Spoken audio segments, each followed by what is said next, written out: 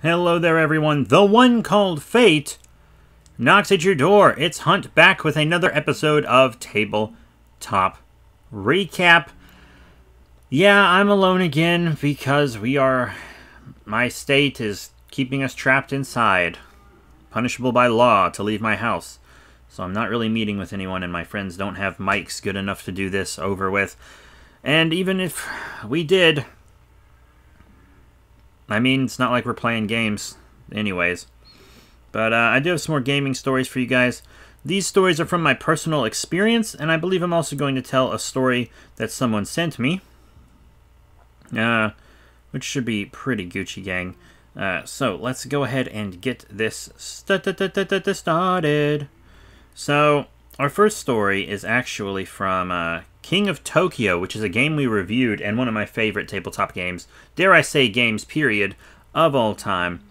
So I was playing with, I think it was just me and Big Boy Chungus. I don't remember if Connor was playing or not. I think it was while he might have been doing some schoolwork or something. We were playing, and if I didn't roll, like, exactly the number of hits I needed, then I was going to lose the next turn, simply because he was in Tokyo with low health and was one round away from having all of his victory points. So, you know how people, when they're gambling, will blow on the dice for luck? Well, I had a similar idea, so I take the King of Tokyo dice, put them by my butthole, and I go, for luck, and then let out this big, sloppy, wet fart all over the dice, and I just sat there, waiting, and he was just staring at me disgusted. He didn't want to even touch the dice. Just a nice little grody little situation. The next story is about playing Risk with Connor, the trading card goblin. So Connor destroyed us in Risk. And the reason he destroyed us in Risk was that dude only rolled sixes. Don't ask me how, and don't ask me why. The dude only rolled sixes the whole game. I don't think it was on purpose, because he never gets the rolls he wants when we play King of Tokyo or other games. But that night on Risk, he was just killing it. And it wasn't the dice, because we were all... Well, we were all using the same dice. So it wasn't the dice. Or maybe it was.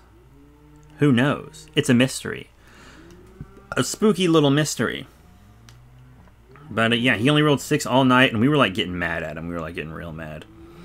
This next story is about the first time I played poker. So a friend wanted to play poker at his birthday party, and I just didn't know how to play poker. Not that it really mattered, because we weren't betting anything, which is kind of half the fun, but still. So, non-betting poker, he just wanted to play. So we're sitting there playing poker. I have no clue how to play poker. But you don't tell someone you don't know how to play poker, because that's bad. Then they'll call you on your bluffs all the time and everything. So, I'm sitting there, and I have no clue if my hands are good or not. This was years and years ago. And I won like several hands in a row simply because I wouldn't fold. And my bluffing was perfect because I didn't know when I had a shit hand. So really good time there. Very classic moment.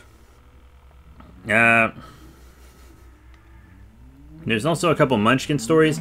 I believe we told them in the Munchkin episode, but if you didn't listen to the Munchkin episode, there was a time where Big Boy Chungus and I were playing Munchkin with Connor, and I was playing as an elf. And if you're an elf and you help someone defeat a monster, you get to go up a level. Well, I was level 9. Normally, helping someone defeat a monster wouldn't have me go up to level 10 and win the game, but this time it did. So he was like, I need help defeating a monster, and Connor was like, I'll help you for half the treasure. And I said, I'll help you for no treasure, which should have been a red flag, but whatever. So, I helped him defeat the monster, and then he was like, Connor, it's your turn. And I said, no, it's not. I win. You just helped me win. Thanks, bud. So we've kind of made fun of him for that ever since, just because he wasn't paying any attention. And speaking of Munchkin, Connor, I don't want to say sucks at it, but he sucks at it. He enjoys playing it, which is good. But he dies every single time. I don't think he's ever won a game just because he dies every single time. And he takes risks that he doesn't always need to take.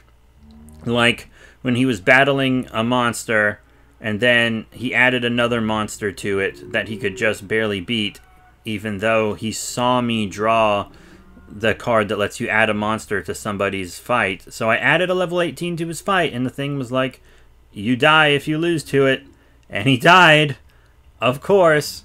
So, poor Connor. I love the guy. Learn to play Munchkin. Oh yeah, but those are just some classic stories from our recent tabletop gaming sessions, except the poker one. That one was a bit older. But next up is a story from Reddit. Yeah, so I was sent another story on Reddit.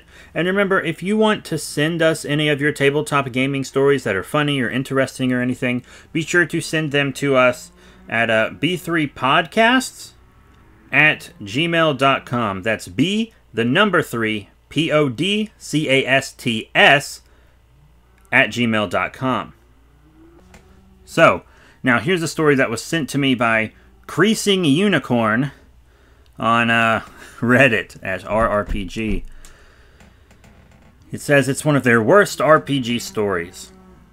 My wife was DMing a group of players in a D&D 5N campaign, where every character was going to play an awakened dog for a bit of a fun one-shot idea. Each dog essentially gained the abilities of a full adventurer to go on a quest and find their owners after all the humans in the village disappeared for some unknown reason. At the same time that they all got the ability to speak and use magic. But it was a fun idea. And the players were all very into it. Each person wrote at least a page, sometimes multiple pages of backstory and motivation that really gave depth to the characters before the game started. Everyone was super excited once the game started, and the players were ready for a fun, yet serious campaign to play as a cute dog. Cue session 1. And as soon as the first dog introduced itself to another, the player said, "Hello, round pupper. I am Potato Pupper. I'ma give you a heckin' bork." The player literally said those exact words. The worst part is, the other player then responded, "Hello, Potato Pupper. Henlo, friend." And the entire game devolved into this insufferable dog meme speaking contest. No matter what the DM did, the players continued to talk like this, to the point where nobody was paying attention to the game anymore. Eventually, the players got frustrated when the game was not progressing, but they refused to speak normally, and the DM continued to try to get them to take things at least a little seriously. But most of the players just ignored it, and dragged the party around to do random dog-like things, like chasing cats or sniffing garbage in-game. It was clear that half the players were really not having fun, but the ones that kept the gag going would not stop, so the DM had to end the game and disband the group after the first session. It was a wild ride, and I was only spectating, but it was insanely frustrating to watch meme culture literally ruin a perfectly good game of D&D. I'm so sorry, Creasing Unicorn. Give your wife my condolences. It sounds like a fun campaign. Give her a heckin' bork for me. But today I actually did end up playing D&D Online, and if Kami or Karen are listening right now, this is where you have to stop listening to the podcast, my friends. I'm really, really sorry, but there are going to be spoilers for my upcoming campaign, One Shot Giants and Jelly Beans, based on the Rick and Morty episode, which Karen has not seen, thankfully, so she won't be able to metagame, like they tried to do today. So, in Giants and Jelly Beans, the adventuring party goes to a poor village that needs riches from the giants. And it was really funny. So, they went to this tavern to get info, and I kind of expanded the world a little bit. I made the whole town's economy based on jelly beans that actually grow as crops.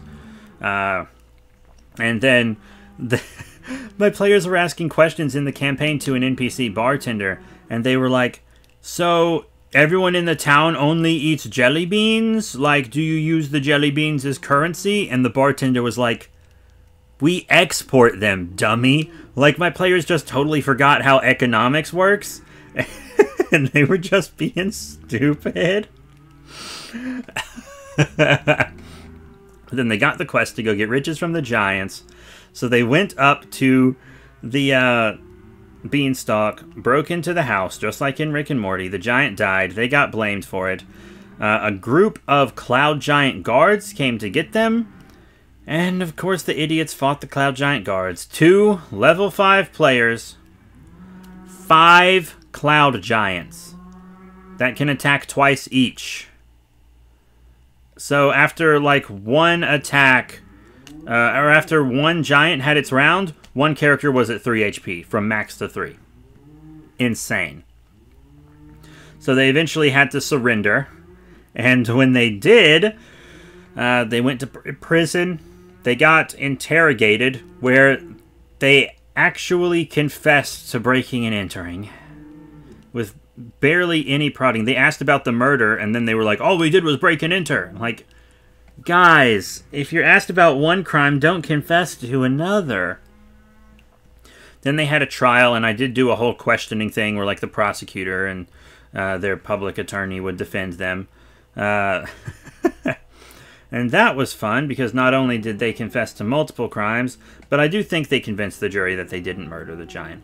But they confessed to breaking and entering and attempted theft. But also, so if you've seen the Rick and Morty episode, they're supposed to get off scot-free because they weren't read their rights. But in my campaign, Big Boy Chungus legit almost got held in contempt. Insane. And then we were also playing with Jesse from Project Godzilla. Check out the Project Godzilla YouTube channel.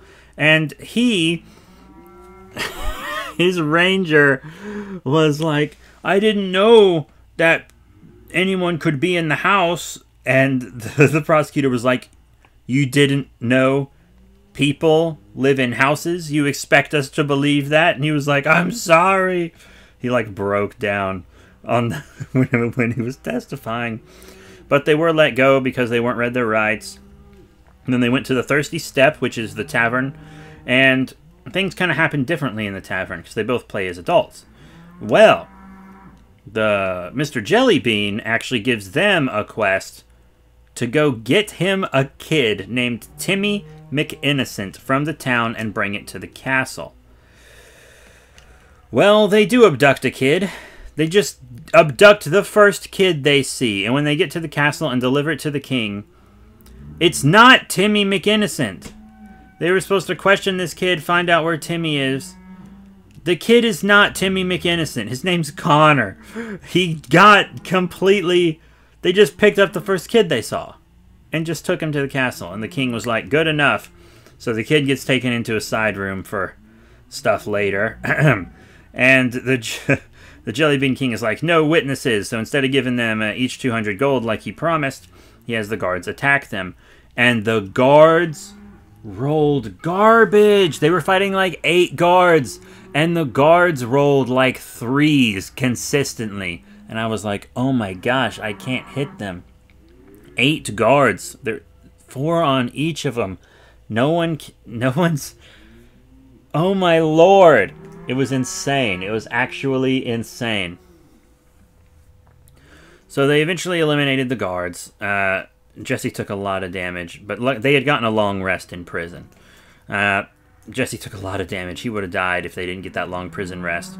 But then they go up to the Jellybean King and they're like, give us our money, give us our money. And he's like, oh, I don't have any money. The kingdom's broke because the jellybean crops dried up, which was this whole story. So they take the king's garb. Like, he has this cloak, crown, and scepter that are all legendary items. The crown is like +3 to intelligence as long as it's worn. The cloak is +3 to wisdom as long as it's worn. And the scepter is a 2 charge, 24 hours for each charge item, where it's +3 to charisma when used. It's called the Diddle Scepter, King's Cloak, and a Jellybean Crown. Yeah. Good stuff, good stuff. But that's what they did. And then they leave the castle. Check this out, check this out. They leave the castle, go their separate ways. One goes to one tavern to get with Jellybean chicks. Another one goes to the other tavern to trade his legendary items to get drunk. And You want to know the best part? Neither of them saved the kid. They left the kid in the castle with the Jelly Bean King. They left him in the castle with the Jelly Bean King. So, you know something happened to that kid. They just left him there. They didn't get any riches for the people, but they did free him from their king. Well, they were supposed to free him from their king, but they didn't. So, oops.